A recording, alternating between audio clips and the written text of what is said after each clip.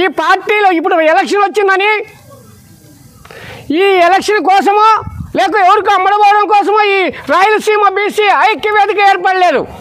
ఇది పునాదులు వేస్తుంది, నిరంతరము పనిచేస్తుంది, ఎలక్షన్ తర్వాత కూడా పనిచేస్తుంది.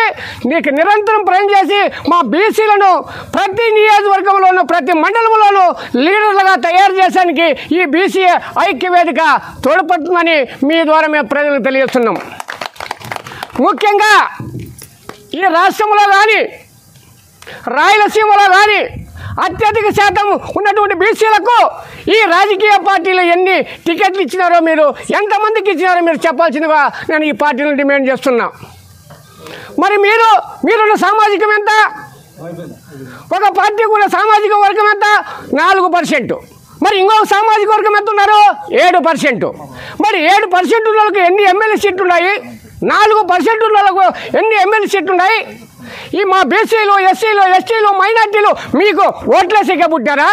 ఈ రాష్ట్రంలో 93 కులాలు ఉంటే 139 కులాలు ఈ పొద్దు ఏర్పడితే రిజర్వేషన్ పెంచకుండా కులాలను మాత్రం పెంచినారు తప్ప రిజర్వేషన్ ఇవ్వలేదు. ఈ బీసీ ఐక్య వేదిక రాయలసీమ బీసీ ఐక్య ఆధ్వర్యంలో ఇక్కడి నుంచి జరగబోయే కార్యక్రమాల్లో బీసీలకు మరి ఎస్సీ ఎస్టీ మాదిరే బీసీలు కూడా చట్టసభల్లో ఏ పార్టీ అయితే ఇస్తుందో ఆ పార్టీని మేము భుజాన్ని వేసుకుంటామని కూడా ఈ సందర్భంగా మీకు తెలియజేస్తున్నాం.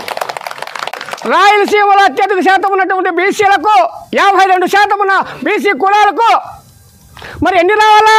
52 సీట్లు ఉంటే మాకు 26 సీట్లు రావాలా? మరి మీరు ఎన్ని ఇచ్చినారు రాయలసీమలో?